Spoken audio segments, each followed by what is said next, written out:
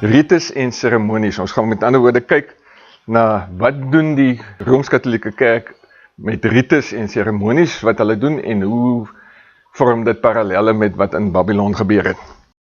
Optogte en afgode, 'n komiese reformasievoorval. Nou hierdie reformasievoorval is beskryf deur John Knox, die groot Skotse hervormer. En hy beskryf dit as volg. Hy sê 'n klompie protestante het stilletjies aangesluit by 'n Rooms-Katholieke optog. Die katholieke priesters het 'n beeld van Sint Giles op hulle skouers gedra en aangebied om die afgod te help dra. En toe hulle hom in hulle hande het hulle sy kop teen die randsteen flinters geslaan. Die Rooms-Katholieke amptdraers het in alle rigtings laat spat. Nou die goeders vind ons vandag nog steeds in ons samelewing, hoe die Rooms-Katholieke hulle optogte hou met hulle afgodsbeelde, gewoonlik 'n Maria beeld, maar dit kan ook enige een van hulle saints of dan nou hulle heiliges wees, die wat gekanoniseer is. Die Roomse Kerk maak sy volgelinge van hom afhanklik. Ons het gister daaroor gepraat, dat as jy 'n bedienaar is van Jesus Christus, dan het jy een taak en slegs een taak, en dit is om die persoon vir wie jy bedien, aan Jesus vas te maak. Nie aan enige iets anders, of aan enige iemand anders nie, ook nie aan jouself nie, maar net aan Jesus. Maar die Roomse Kerk maak sy volgelinge van homself afhanklik. Afgodsoptogte maak gebruik van die emosionele band, vreugde en hartseer. Nou het ek daar aantekening gemaak, verduidelik emosionele band, tradisie, feeste, Kersfees. As 'n mens 'n belewenis saam met ander mense het, en dit is 'n emosionele belewenis, soos byvoorbeeld hierdie optogte. Ons het gister geleer van die geween wat daar byvoorbeeld was oor Tammuz, die geween oor Bacchus. En by hierdie optogte gebeur presies dieselfde goed. Byvoorbeeld as daar 'n pes uitbreek, dan hou die Rooms-Katholieke Kerk in die verlede, hulle het nou nie met COVID gedoen sover ek weet nie, maar dan het hulle hierdie optogte hou om vir God te paai en God se woede af te weer, wat nou teen die mense aan die woed is weens die siekte. En dan word daar gehuil, en dit is hierdie mooi klede, lang slepe, amper soos bruide, in rooi, duur klere, en is hierdie solemn, plechtige musiek wat speel, en hierdie koortjies wat gesing word, en die gesange, so dit is 'n verskriklike emosionele besigheid, en daar word gehuil, en daar word gelag, en as jy hierdie goed, as jy groot word daarmee, en dit bevind gereeld plaas, en jy's deel daarvan, dan raak dit kultuur en tradisie. En dan raak dit 'n aangename belewenis en iets wat jy met aangenaamheid onthou. With fondness, soos wat die Engelsman sou sê. Hoe lekker het ons gelag, hoe lekker het ons gehuil. Pa was daar, ma was nog daar, ma is nou al oorlede, maar sy was nou, onthou jy nou hoe lekker het ma gelag oor daai ene, hoe lekker het ma gehuil oor daai ene. En dit raak 'n emosionele band. En dan, wanneer dit weer opkom, dan wil jy dit weer doen. Want jy skep meer herinneringe. En dis presies waarop die Rooms-Katholieke Kerk staat maak. En daai emosionele band en die tradisieband is 'n geweldige sterk band. Kan ek gou met 'n wys van hande sien, met handopsteek sien, wie van julle het al by julle families gaan aanmeld en gesê, ek gaan nie meer Kersfees saam met julle vier nie. Het hulle gesê, dis goed so? Hoekom nie? Dis as gevolg van hierdie ding. Dis familieding, dis 'n tradisie geraak. Was Kersfees altyd gevier in hierdie land, het ons gesê? Nee, dit kom nie van altyd af aan nie. Dis ingevoer op 'n sekere stadium. Ons weet in Suid-Afrika is dit nooit voor 1865 gevier nie. Maar almal dink dit is nou maar iets waarby almal moet inval en jy moet saamwerk en die familie voel nie lekker daaroor nie, want jy is nou half 'n verraaier. Want jy hoekom wil jy nou nie deelneem aan hierdie goed wat ons sulke aangename herinneringe aan het nie? Goed. Dis 'n strategie met ander woorde. Dis wat ek probeer sê, dit is 'n strategie wat gevolg word met die gemeenskap om wat te doen? Om die gemeenskap te beheer. As jy 'n emosionele band kan skep met jou gemeenskap, dan het jy beheer oor jou gemeenskap en dis waaroor dit gaan. Die toeskouers word emosioneel ontroer deur pragtige klede, plegtige gebare, roerende musiek. Afgodsoptogte is in die eerste keer op groot skaal ingespan deur Gregorius die Grote in 590 na Christus. Voor dit was dit op klein skaal, hy het dit omvorm van Mickey Mouse af na gigantic toe. Die pes het onder die mense gemaai, en dit is hoekom hy dit destyds gedoen het. Hy wou met die optogte God se toorn van sy mense afwend. Die vraag wat Hieslap vra is God beïndruk met afgodsoptogte? Dink jy nou jy gaan vir God beïndruk as jy nou met 'n beeld deur die strate loop? Die oorsprong van Romeinse litanie. Nêrens in die skrif vind ons sulke optogte nie. Nie eens Dawid se optog met die ark was dieselfde nie. Afgodsoptogte se oorsprong is suiwer heidens. Dit is gedoen in Assirië, in Ethiopië, in Mexico, in Griekeland en Egipte is dit net so gedoen. Die oorsprong, waar dit begin? Toe Nimrod tereggestel is, en ons het gister baie gepraat oor hoe hy tereggestel is en hoe hy in stukke opgekap is, moes sy volgelinge hul afgode uit Sem se invloedsfeer uit wegdra. Waartoe? Ons sal nou sien, want hulle was nou onwettig, né? Hierdie optogte het met groot geweeklaag gepaard gegaan, en dis waar die huilery begin het. Maar Sem se invloed het met tyd getaan. Toe word die afgode met groot gejubel teruggebring en tot hulle vorige status herstel. In Ethiopië byvoorbeeld, ons gaan nou in die teks daaroor gaan, moes die afgode suidwaarts gedra word in die suide van Afrika. Ons weet nie presies waarheen hulle gegaan het nie, maar dit is op rekord dat hulle moes weggedra word uit Ethiopië uit, en met groot geweeklaag is hulle weggedra. En toe Sem se invloed getaan het en hulle dit weer kon terugbring, toe is dit met groot gejubel teruggebring in Ethiopië. Relieke aanbieding. Nou wat vir 'n ding is 'n reliek? In Engels 'n relic. The bones of a saint. The bones of a saint, the tooth of a saint, the arm of a saint, the toe of a saint, the toenail of a saint. Enige oorblyfsel van een of ander heilige mens. Selfs iets soos die doringkroon van Jesus, of 'n splinter van die kruis, of 'n bietjie melk uit Maria se bors. Ja? No. Dis al baie suur op hierdie stadium.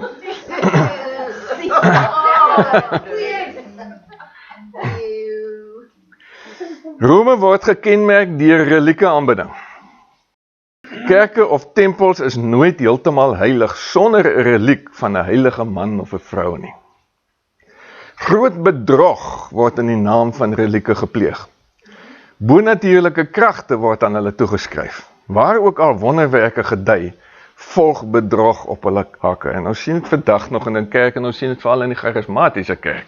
Sodra daar wonderwerke begin gebeur, dan is daar 'n groot hype in die hele wêreld stroom soontoe.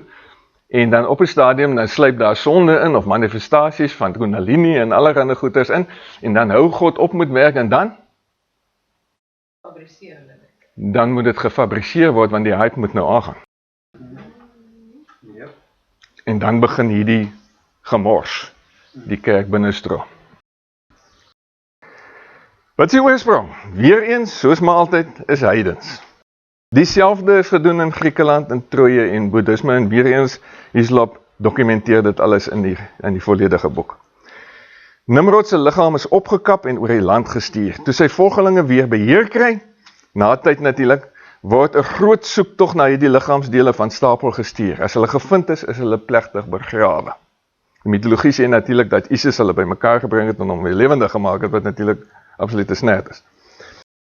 Dis nie vreemd om 8 Rooms-Katolieke kerke reg oor die wêreld te vind, wat elk 'n Sint Matteus arm, of wat ook al, besit nie. Jy sal dink Matteus was soos hierdie Kali godin van die Hindoes met die baie arms. Hulle het geen probleem daarmee nie. Hulle glo dit is net alright met hulle. Die Romeinse kerk is vervuil met veelvuldige relieke, en ek het 2 van hulle daar vir jou afgebeeld. Pelgrimstogte, pilgrimages in Engels. Rome maak aanspraak op wonderwerkende relieke. Pelgrimstogte na die relieke volg. Ook dit is heidens. Herodotus sê meer as 700.000 mense besoek Bubastis jaarliks. Nou dit was in Herodotus of Herodotus se tyd gewees, dis eeue gelede. Met die bevolkingsontploffing, jy kan net dink wat gebeur vandag as 1,2 biljoen Rooms-Katolieke graag by daai plek wil uitkom. Dis nog 'n manier waarop die Rooms-Katolieke Kerk mense aan haarself bind. Hierdie keer misbruik sy mense se behoefte aan heling en heiligmaking. 'n Band van ereskuld word geskep en natuurlik het elke relieke kerk sy eie toegangsfooi. En dis die ander ding waaroor dit gaan. Dit gaan oor beheer en dit gaan oor kasregister. Rome se relieke se funksie is dieselfde as die van Osiris in Egipte en is dieselfde as die van Zoroaster in Babylon. Daar is nie regtig 'n verskil nie. Maar God beskik dit so dat Henog, Moses, Elia en Jesus se liggame nooit gevind is nie. Kan jy dink wat sou gebeur het as hulle gevind sou kon word? Het ons nie 'n goeie God nie? Sien hy nie die toekoms nie? Die bekleding en kroning van beelde. Het jy al agtergekom dat as ons 'n beeld van Jan van Riebeeck in Adderleystraat in Kaapstad het en hy dra 'n jas, waarvan is die jas gemaak? Julle het dit almal al gesien. Van brons of van koper, waarvan die standbeelde ook al gemaak is. Nie Rooms-Katolieke beelde nie. Hulle beelde dra regte klere. Baie duur klere. Adam en Eva se klere. Gewone standbeelde, hulle klere is van dieselfde metaal of klip gemaak as die beeld self. Voorbeeld waarvan ons net gepraat het. Rome se beelde, hulle dra klere van regte materiaal, ryklik versier en baie duur. Rome glo, wie ook al mooi, duur klere aan 'n heilige se beeld skenk, verdien guns by sodanige heilige. So jy koop jou genade. Egipte, Griekeland en Troje het net so gedoen. Dit kom reg uit weer eens uit die afgoderry, uit wat maar alles uit Babylon uitkom. Die swart Madonna van Einsiedelin in Switserland. Dit is 'n grotere gebeeld daar, het lyk soos 'n poppie, maar is 'n grotere gebeeld. En die ouens wat weet sê, as jy daai klere vat en al die juwele wat daarin is en die agtergrond wat van soliede goud is, dan kan jy, en jy gaan cash dit, dan kan jy groot dele van Noord-Amerika koop met die geld wat daarin is. Ons dame van die Filippyne. Mense, dit is lewensgrote standbeelde hierdie. Dis nie poppies nie.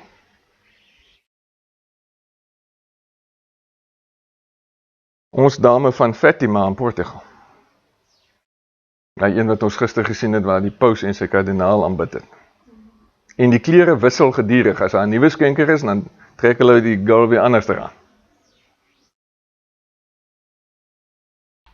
Adam en Eva se klere.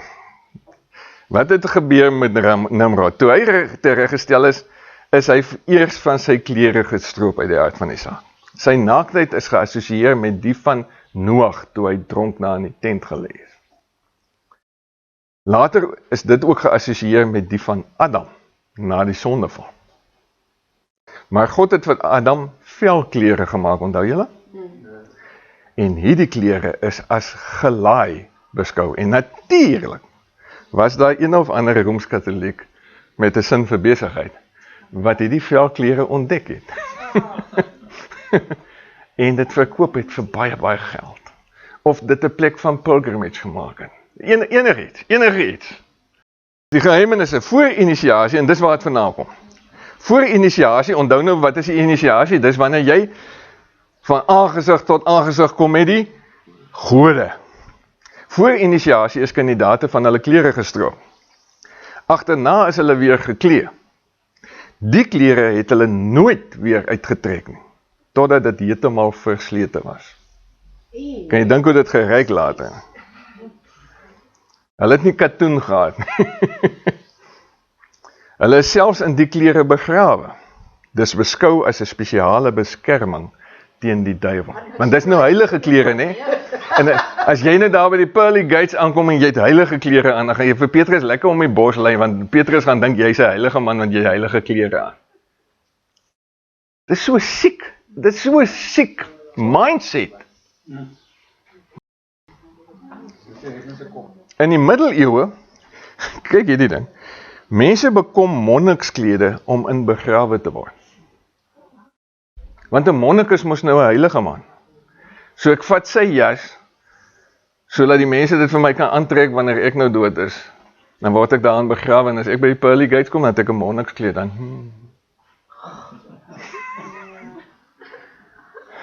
Wat 'n mentaliteit is dit? Die oorsprong van heiliges se klere. Sedert die sondeval het die mens 'n diep behoefte aan bedekking. En 'n mens kan dit verstaan uit die aard van die saak, nie? Jy het 'n fisiese naaktheid gehad, daai tyd Adam en Eva, maar ook 'n geestelike naaktheid. Die mens het ook 'n diepe aanvoeling van God se geregtigheid gehad en Adam se velklere het die behoefte vervul. God het vir Adam en Eva bedek met die klere wat hy vir hulle gemaak het, en die ouens wat die eksegese daarvan doen, sê dit is 'n vooruitskouing, 'n Ou Testamentiese vooruitskouing na God se geregtigheid, Jesus se geregtigheid, waarmee hy ons op die ou klee. En Paulus praat daarvan, dat ons word beklee met die geregtigheid van Jesus. Reg. Die geheimenisse in die Rooms-Katolieke Kerk, hulle verwring en misbruik die kreet, daai behoefte, uit menseharte. God se voorsiening word vervang met maar net nog 'n leuen. Die kroning van beelde. Die kroning van beelde is tydens die laaste 4 eeue ingevoer. Waarskynlik nou 5 of 6, want Hislop is al lankal dood. Nimrod se regstelling. Sy kroon val van sy kop, uit die aard van die saak, toe hy nou doodgemaak word, toe is sy koningskap ook daarmee heen, sy kroon val van sy kop, toe sy volgelinge weer in beheer kom, het hulle sy kroon weer teruggeplaas. Met ander woorde, hulle het hom weer probeer aanstel as leier. Nimrod was die eerste om 'n kroon te dra, het ons gister al gesê, 'n klawerkroon. Ons het gesien daai krone met die horings en met die blare en die vleerdelie en daai storie. Die drievoudige klawerblaar was 'n simbool van die drie-eenheid. Wie van julle was al in Ierland? Ons was 'n paar jaar gelede daar sien jy wat hulle noem die Shamrock, die hele wêreld vol, want dit was die simbool wat St. Patrick, wat hulle beskerm heilige is. Dis hoekom al die Ire word genoem Paddy, want hulle is genoem na St. Patrick. Hy het dit gebruik om vir hulle die drie-eenheid te verduidelik, want dis die klawerblaar met die 3 blare. Sy sê 3 blare, maar is 1 blaartjie, dis 1 blaar. So, dieselfde ding wat hier so gegeld het. Die drievoudige klawerblaar was 'n simbool van die drie-eenheid. Dis die geval in Egipte, in trakterye, in Persië, in Griekeland en onder die Druide. As die koning 'n kroon dra, moet die koningin natuurlik ook 'n kroon dra. Daarom kroon die Rooms-Katolieke Kerk vandag Maria se beelde. En dis 'n groot plegtige besigheid, dis nie sommer net die koster van die kerk wat gou daar 'n kroontjie op Maria se kop sit voor Sondag se diens nie. Dis die paus kom. Die paus kom en hy doen die rituele en dis 'n groot storie. Die gekroonde dame van Fatima. Die gekroonde dame van Lourdes in Frankryk. Nog 'n gekroonde dame van Lourdes in Frankryk. Daar is meer as 1 beeld. Blomme en kranse, mitologie. In die mitologie, ons het gister oor die storie gegaan, Proserpine of Ceres se dogter, of Persephone, Demeter, afhangende of jy Grieks of Romeins werk, was besig om blomme in die veld te pluk. Hades ontvoer haar na die hel en verkrag haar. Haar blomme val uit haar skoot, en dit is beskou as 'n geweldige verlies vir die wêreld. Sy vas in die hel, sy wil nie eet nie met ander woorde, maar eet uiteindelik 6 granaatpitte. Daarom moet sy 6 maande per jaar in die hel deurbring. Ons het gister deur daai storie gegaan. Nou as die prentjie daarvan, 'n skildery, Die heidene het so beskou. In 'n poging om Proserpine of Persephone haar blomme terug te gee, het hulle hul gode se altare daarmee versier. In Rome, hulle neem hierdie gebruik oor, hulle versier hulle altare ryklik met blomme. Sien ook blomme op doodskiste en grafte, ons het gister daaroor gepraat, vrymesselaars se blomstringe, veral in Suid-Afrika op ou geboue, ou argitektuur, dan sien jy sulke drapes van blomme, hy lyk gewoonlik so. So 'n drape, en hang hy oor twee goetertjies hierso, gaan hy af. Dis dieselfde storie. En daar is het ek vir jou groot afgebeeld, die skildery van Proserpine of Persephone, wat dan nou die 6 granaatpitte eet in Hades, waar sy dan nou die covenant maak met die God van Hades. Die rosekrans, wie onthou vir liewe heksie? In Engels, die rosary, in Afrikaans die rosekrans, en liewe heksie het vir koning rosekrans gehad, ne? Rooms-Katolieke gebruik die rosekrans om hulle gebede mee te tel. Ek sien baie mense hang het aan hulle speeltjies in hulle motors ook, hierdie dingetjie. Maar het is natuurlik ontwerp om die nek gedra te word. Die oorsprong, die Meksikane, die Indiese Brahmane, die Tibetane, die Chinese, die Grieke en die Romeine is selfs tipe goed. Die hele idee is heidens. Jesus waarsku sy disippels om nie soos die heidene te bid nie. Wat het hy gesê daaroor? Moenie soos die heidene bid nie, moenie herhaal nie, moenie oor dieselfde ding doen nie, moenie begin chant nie. Daai ding wat ons doen as ons mense bid nie, as ons bedien, wat irriteer die dooie dingers uit my uit. As our bidder sit en sê, more Lord, more Lord, more Lord. What the heck are you doing? Dink 'n bietjie. Omdat heidene dink dat hulle hul gebede as gevolg van baie woorde sal dit verhoor word. Ons beïndruk niemand met baie woorde nie. Daar is die rosary, kyk hom so 'n bietjie deur. Jy tel jou gebede af, en die Hail Mary en die Glory Be is 2 kort gebede wat jy bid, is 'n rympie wat jy basically opsê, en dan moet jy soveel krulletjies aftel, en by elke krulletjie bid jy nou of 'n Hail Mary of 'n Glory Be. En daar gee hulle vir jou die aanwysings van hoe om dit te doen. Kan julle sien, is dit groot genoeg dat julle kan lees?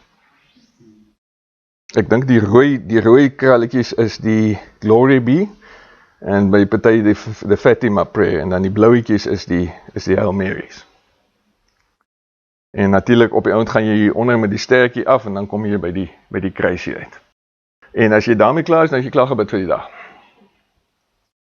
Dan kan jy maar aangaan met jou lewe. En as jy genoeg indulgences is, dan kan jy 'n bietjie sonne ook doen. Our Lady of the Most Holy Rosary. Waar hulle aan hierdie goeders kom, weet net hulle. Maar dit is definitief nie uit die skrif uit. Cupido, die baba god. Wat doen Cupido? Want nou julle die ou liedjie van, ek was 'n klein seentjie toe was die ding gewil. There's a little boy, shooting arrows in the blue, and he's aiming them at someone, and the question is at who?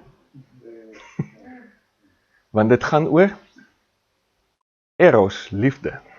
Nie agape liefde nie, erotiese liefde.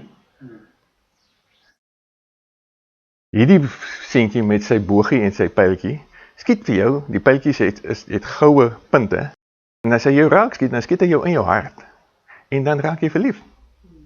Wie skiet jy dan? Sleutel? Hy het 'n boog en 'n pyl. Klein Nimrod. Die groot jagter. Dis wie hy is. In Egipte, Osiris, wat ons weet was maar Nimrod, is gebore as die kindgod Harpokrates, ook Horus of Tammuz. Sy hart is as besonder heilig beskou. Sy symbool was die Egiptiese Perseia vrug. Perseia is 'n tipe van 'n avokado, en dit lyk soos 'n menslike hart. En daar sien jy die afbeelding wat ek uit Hislop se boek uit gehaal het, waar die kindergod Cupido dan nou loop met die kubus aan die ene hand, maar aan die ander hand het hy die Persea vrug wat lyk soos die hartjie. Natuurlik 'n menslike hart lyk glad nie so nie. Dis een of ander simbool wat ons uitgevind het om hart voor te stel, maar 'n menslike hart lyk glad nie so nie. Dus, Hippokrates, Horus of Tammuz, is die god van die hart. Hy ontvang 'n pyl en boog om hom met sy pa Nimrod, die groot jagter, te assosieer. Dit is wat dit vandaan kom. En waar sien ons dit vandag in ons samelewing? En wanneer sien ons dit? Valentine's Day. Dis mos 'n Christenfees, né? Ja. Daar is vir jou afgebeeld Diana, wat natuurlik die vrou van Nimrod is, en Cupido. Dis nou hulle seentjie. Wie is Diana? Diana is maar Semiramis. Net 'n ander naam. Cupido die kind. Cupido het ons gesien is die god van liefde. Hy skiet pyltjies met goue punte na mense. Word hulle getref, dan raak hulle verlief. Die dieper betekenis Venus en Cupido is maar net die Madonna en die kind. Selfde ding. Romeinse kindertjies het hartvormige holhangertjies om hulle nekke gedra, die bulla. Vroue dra dit vandag nog. Dis so 'n dingetjie wat kan oopmaak. Wat noem hulle dit? 'n locket. En dan jy 'n prentjie daarin van jou man of van jou kerel of whatever jy as dierbaar beskou en die ding kan toemaak om die prentjie natuurlik te beskerm. Dis 'n baie ou ding. Hy is genoem die bulla. Dit simboliseer dat hulle onder hierdie kindgod se beskerming staan. Die brandende hart is maar niks anderster as die Babyloniese kind nie. En ons het hom al gesien in die vroeëre lesings. In Galdees kan hart ook beteken bel of Nimrod. Of hart is bel of Nimrod. Hierdie woordspeling, weer eens allegorie, versluier die allegoriese betekenis. Maar Nimrod, die son, inkarneer na Tammuz. Tammuz word geassosieer met die son. Dus Tammuz se hart is die son se hart. En dit is 'n vlammende hart, want die son is 'n vlammende son. Rome noem haar vlammende hart Jesus. Vir wie dink sy krul sy? Ek het destyds toe ek nog veldwerk gedoen het met die navorsing, toe kom ek by die Rooms-Katolieke Kerk daar in die Roelandstraat reg voor die parlement. St. Mary's is sy naam. En ek stap in en daar soos die prentjies van hierdie vlammende hart op en ek het toe nie 'n klou wat dit beteken nie en ek vra vir die een wat daar so toesig hou, ek sê wat is dit? Toe sê sy that's the sacred heart of Jesus. Sien jy ook 'n skedel?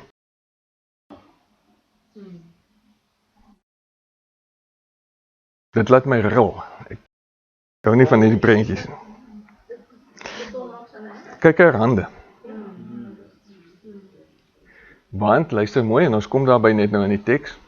Rooms-Katolieke sê, dit was nie Jesus wat vir ons sondes gesterwe het nie, dit was sy moeder.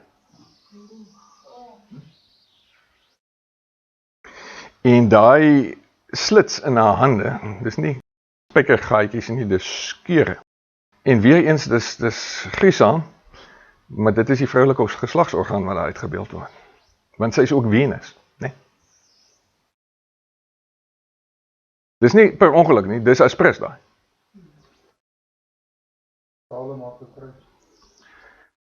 Dit is 'n tipe van 'n traktaatjie, so 'n voortrekker weg daar in Goodwood, 'n Roman Catholic bookshop. En ek het dit daar te gaan koop by hulle vir 25 sent. Destyds The Legion of Mary. Kyk wat staan daar onderaan. Sweet Heart of Mary, be my salvation. Die moedergodin se soete hart gaan jou red.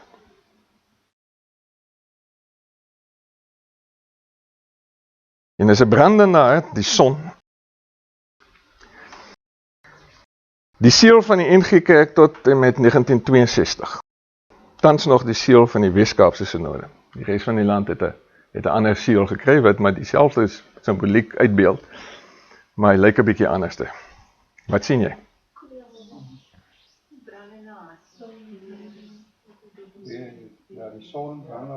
En dit is 'n gereformeerde kerk, dit staan daar, Nederduitse gereformeerde kerk, maar dit is deksels katholiek wat hulle daar uitbeeld. Stukkie, anker,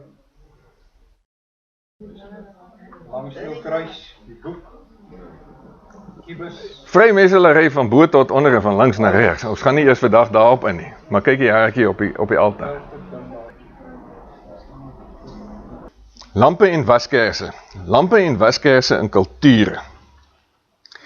Rooms-Katolieke Kerk gebruik lampe en kerse voor Madonna-beelde, in optogte en op altaar. Het julle opgelet in ons gereformeerde kerke in Suid-Afrika, die 3 susterskerke, hoe die kerse besig is om terug te kom. Ons het hulle uitgegooi met die reformatie en nou dra ons hulle weer in die kerk. Hoekom? Wat is 'n kers? 'n Kers is 'n baie klein vuurtjie, nê? Wat is die oudste vorm van afgodsaanbidding in die wêreld? Vuuraanbidding. En ons is besig om presies dieselfde ding weer terug te dra in die kerke. Ons word weer lekker heidens. Die Rooms-Katolieke brand so baie kerse in hulle kerke, dat in die Sixtynse kapel, waarvoor is hy beroemd? Sy plafon wat beskilder is deur Michelangelo, met die beroemde skilderye van God wat die mens aanraak, né? En die goed, ek weet nie of julle al ou kunsboeke deurgekyk het nie, dan sien jy foto's in die ou kunsboeke van hierdie goed. Dan is hulle so dof, en mooi kyk om te sien wat daar aangaan. Alles is so swarterig en dof. Toe besluit hulle op 'n kom, maar ons gaan die goed skoonmaak. Toe haal hulle af van die skilderye af, eeue se roet, koolstof, wat van die kerse se rook af, wat in die kerk gebrand is vir eeue, daar gaan vasplak het. En toe is hulle verstom oor hoe helder die kleure is. En vandag sien jy wonderlike foto's van daai skilderye wat skoongemaak is, en die kleure is crisp en is helder. Maar dit is natuurlik 'n proses wat baie geleidelik plaasvind. Jy kan nie vir jou oupa gaan vra, toe oupa gelewe het, was hy skildery rooi of was hy so dof? Mense kom nie agter hoe dit gebeur. So baie kerse brand hulle. Die oorsprong van hierdie kerse is maar net vuuraanbidding wat die son vereer. Lampe en kerse is ook gebruik deur Egipte, Kurdistan en die Romeine. Daar sien jy 'n foto van 'n Madonna-beeld in 'n kerk, en daar is 'n hengselklomp kerse voor haar. In die Rooms-Katolieke Kerk, as jy graag een van die vroutjies wil wees, soos wat ons in die Protestantse Kerk ook kry, wat baie graag 'n ministry wil hê, dan kan jy 'n ministry hê van lighting the candles before the service. Want dit vat lank om so baie kerse aan te steek. En dan kom jy eendag by die hemelpoorte aan en vra Petrus vir jou, wat het jy gedoen vir die Here? En dan sê jy, ek het die kers aangesteek.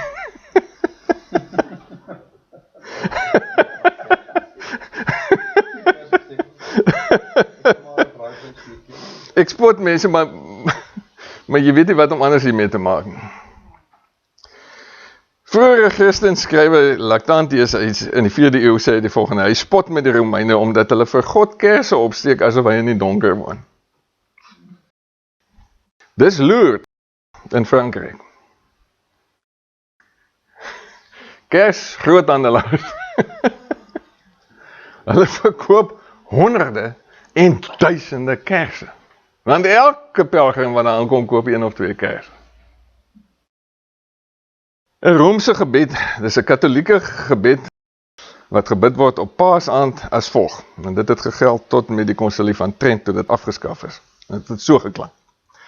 Terwyl ons u op hierdie pragtige Paasaand in u werke aanroep, offer ons aan u majesteit hierdie offer, naamlik 'n vuur. Nie ontheilig deur of die vet van vlees, of onheilige olie of salf, of aangeraak deur enige onheilige vuur nie. Maar ons offer uit gehoorsaamheid, dis 'n opdrag wat ek weet nie waar hulle gekry het nie, wat voortspruit uit volmaakte toewyding, aan u 'n vuur vanuit was en pit, tot eer van die naam aangesteek en aan die brand gemaak.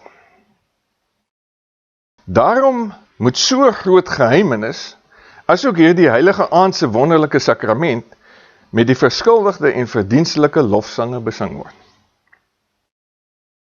Vir hier betaal wat absoluut 'n klomp snert praat. Die by simbool.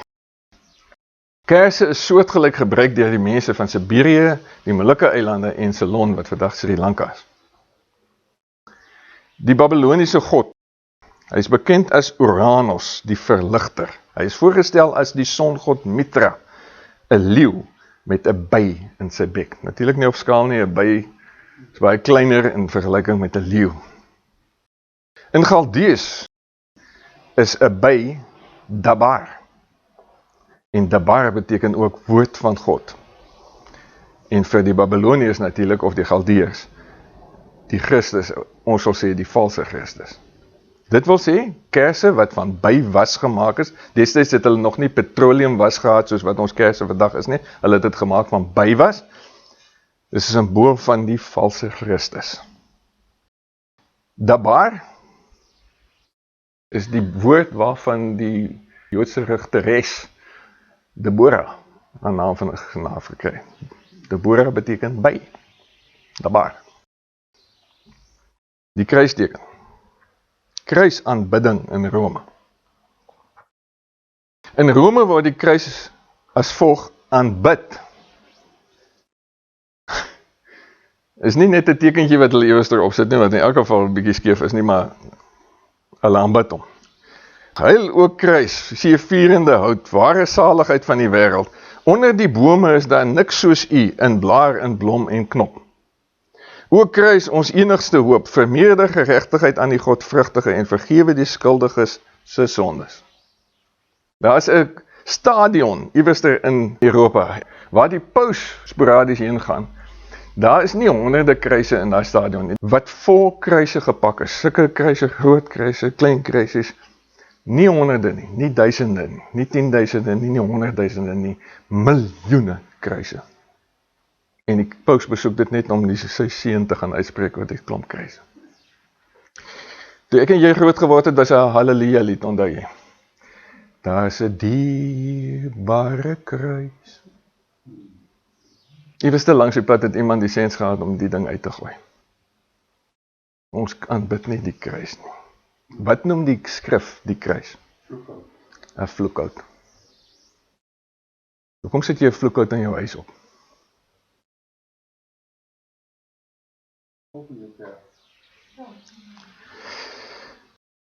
En ek gaan vandag vir jou skok, dis nou maar my persoonlike teorie, maar ek het grond aan my voete as ek het sê, I've got a leg to stand on. En dis nie net ek wat so sê, daar baie mense in die wêreld dieselfde ding sê. Jesus is nooit gekruisig nie, weet jy dit? Dit wat met Jesus gebeur het ons nie 'n woord voor in Afrikaans nie, want ons het nooit taal daarvoor geskep nie. Nie eers in Engels is daar 'n woord daarvoor. Want Jesus het nie aan 'n kruis gehang. As Jesus aan 'n kruis gehang het, is hy nie die Messias nie. Want dan vervul hy nie die profesie nie.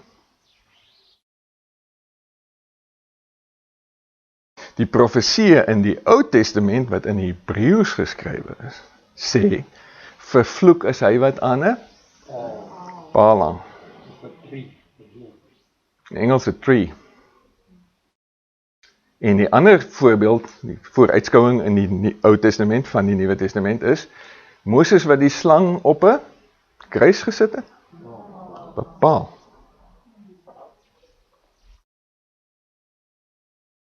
Maar die Nuwe Testament is in Grieks geskryf, nie in Hebreëus nie. Die Hebreëus van die Ou Testament is korrek vertaal.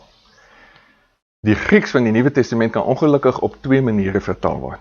Die woord is staurou of stauros in Grieks, of afhangende van of jy van die werkwoord en of jy van die selfstandige naamwoord praat. En dit is toe vertaal, die heel eerste keer wat dit ooit vertaal is, was na Latyn toe in die Vulgaat. En toe die ouens gegaan en dit vertaal met crux, C-R-U-X, in Latyn. Want dit kan in Grieks dit beteken. Maar die ander betekenis, myns insiens die korrekte betekenis, want dit is soos wat dit in die Ou Testament is 'n folterpaal. 'n Stauros was, die van julle weer eens, verwysing na Asterix. Asterix is baie goed nagevors. Die Romeine het, as hulle oorlog gemaak het, om hulle kampe, het hulle pale, hulle het boomstamme afgekap, 1 punt skerp gemaak, en dan het hulle om teen so 30 grade so opgerig. Nog ene langsom, nog ene langsom, nog ene langsom, om die perde van die aanvallers te keer. Julle verstaan wat ek sê, daai skerp punt. Daai paal is genoem 'n stauros. Dis wat 'n stauros is. Jesus het waarskynlik nie so gehang. Hy het waarskynlik so gehang. Dis tegnies, ek weet dis tegnies, is 'n half 'n subtiele argument, maar ek dink net dis belangrik om dit te sê, want die kruis simbool het so prominent geraak en dit het so afgod geraak in die kerk, dat ons moet dalk maar iets daaroor sê. Die kruis word ook aangewend vir beskerming teen bose magte, as talisman en as toevlug in nood, en in die flieks om vir Dracula af te weer. Dis die typiese talisman aanwending van die kruis. En mense, dit is waar die kruis simbool sy begin het. Wat is daai?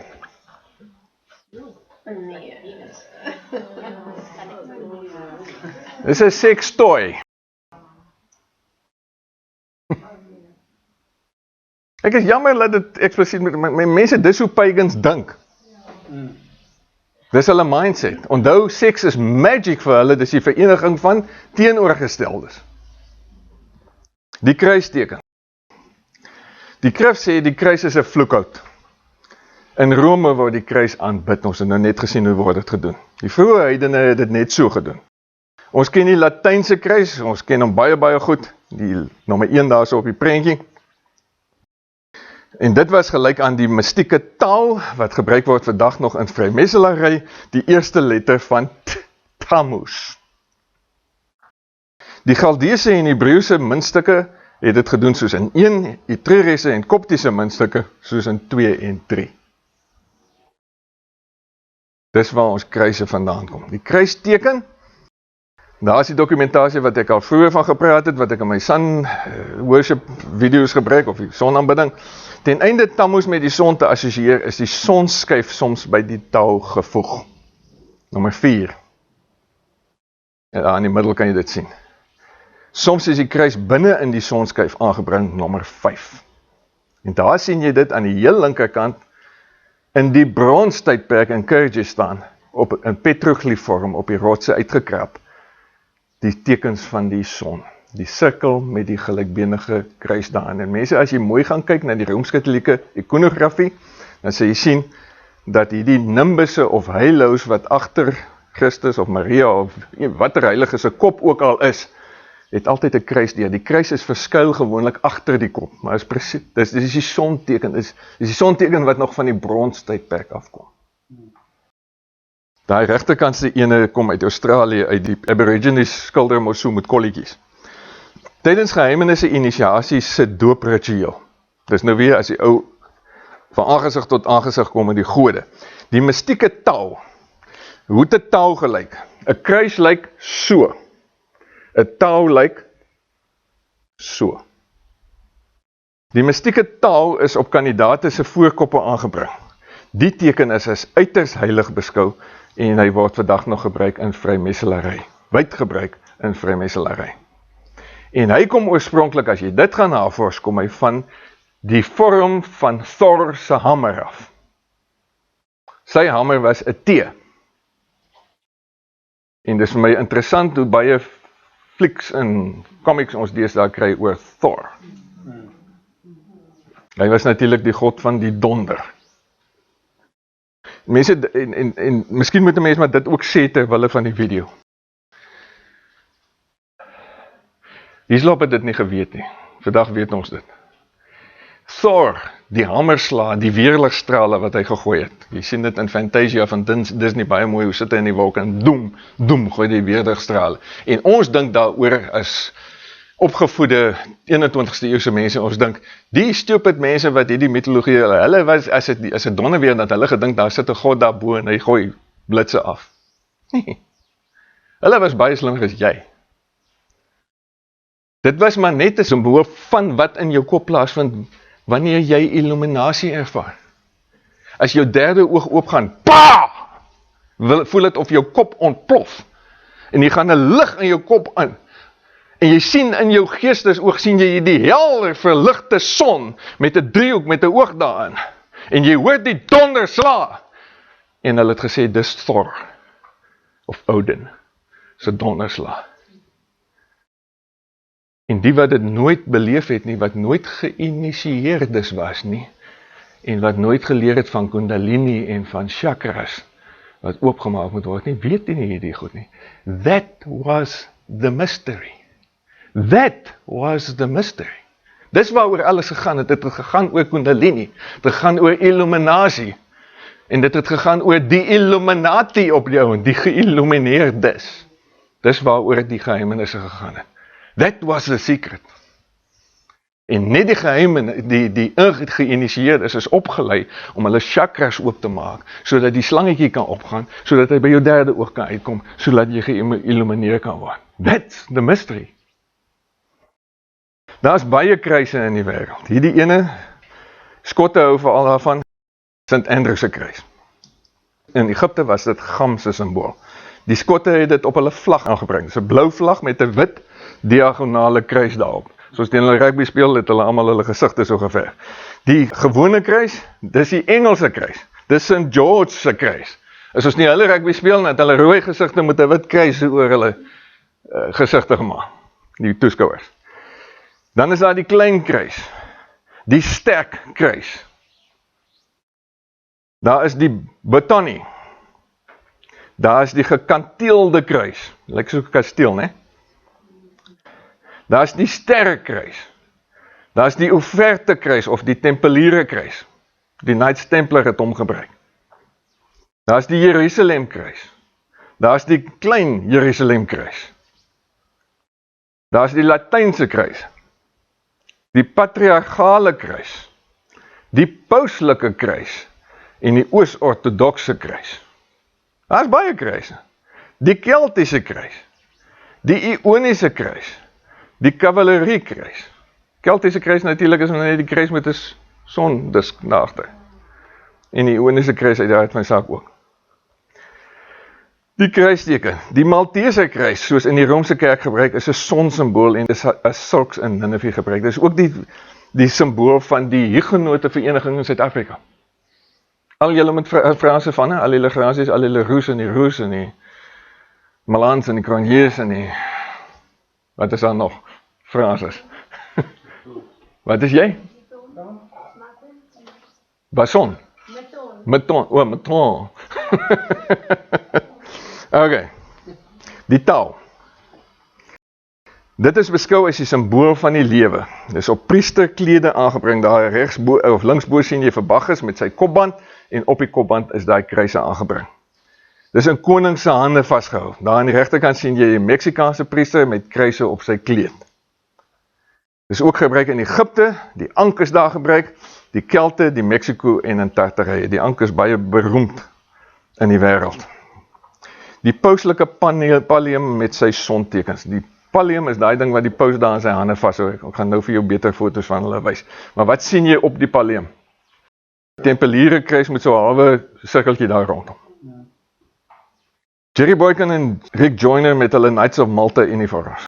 Wie van julle het Rick Joyner se boeke gelees? Hy so 'n paar jaar gelede sy Kaapstad toe genooi. Iemand stuur vir my 'n e-mail en sê Rick Joyner is 'n Knight of Malta, gaan kyk op sy webwerf.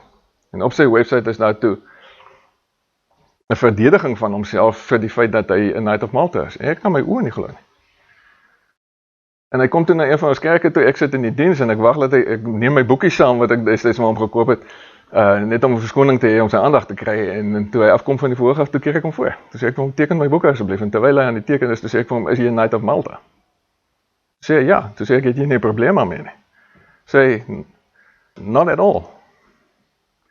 En hy maak in sy verdediging, maak hy aanspraak daar's baie Knights of Malta verenigings in die wêreld vandag, maar hy sê die een waaraan hy behoort, het die grootste aanspraak op die titel.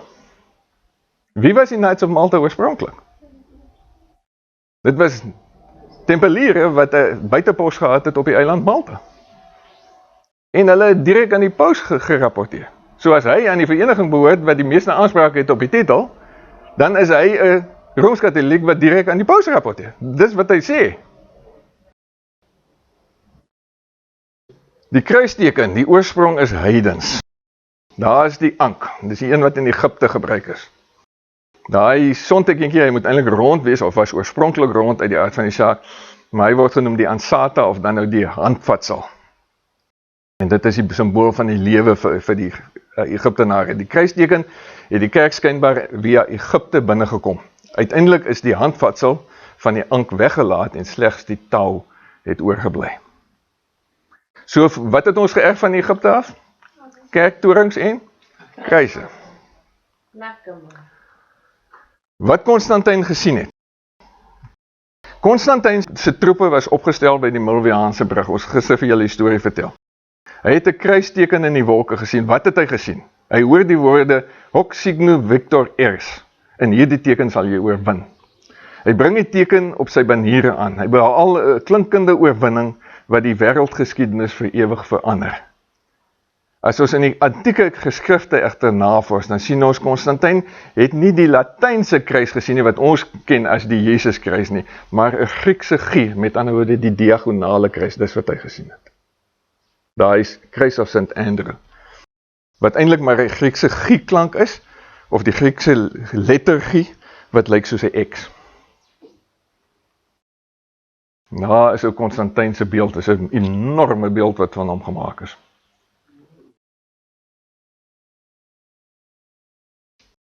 Die X verander na die Latynse kruis. Was Constantijn se bekering eg? Ons weet nie. Net God sal weet op die einde van die dag. Die X-teken was die God Gam se symbool. Dus, daar bestaan geen regverdiging vir kruisaanbidding nie. As jy die X aanbid, dan bid jy eintlik maar vir Gam, die gebrande een. Na Constantijn se bekering, die heidene stroom die kerk binne, ons het gister daai storie gedoen. Hulle bring hulle geliefde heidense simbole met hulle saam. So word die X spoedig deur die Latynse kruis vervang. En hierdie is 'n stuk navorsing wat gedoen het, wat vir my verskriklik interessant was. Die heel linkerkantse simbool is een van die oudste simbole waarvan ons kunstenaars weet in die wêreld. Dit is 'n hoogs antieke simbool en dit stel die god van die tribe wat die simbool gebruik het natuurlik, of sy hoofman, word daardeur voorgestel. En dit vind ons onder die Aborigines en die Pygmeë. As ek sê Aborigines en Pygmeë, waaraan dink jy? Australia. The first peoples of the earth. Dis die antieke stamme en daar's baie min van hulle oor in die wêreld, maar die Aborigines en die Pygmeë is twee van hulle, 'n derde ene is die Sanmense hier by ons in Afrika. Hulle is van die antieke first peoples. Die dubbelbuil, die linkerkantse simbool word toe met tyd verander uit toe na die dubbelbuil. En dit was 'n teken van mag. En jy kan sien, dit is maklik om daai verandering te maak. En toe word dit, en ek word verskriklik dikwels daaroor uitgevra, Eben, wat dink jy van die Giro simbool of die Pax Christus simbool? Dis die ander naam wat hy genoem word. Dis twee Griekse letters daai.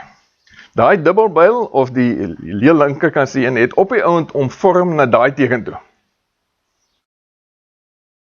Daai X-tekentjie is die Griekse letter G. Uitgespreek G, Afrikaanse skierklank, frikatief. G. Die vertikale ene met die ronde koppie is die Rho. Uitgespreek R. 'n R. So as jy hulle saamvoeg, wat kry jy?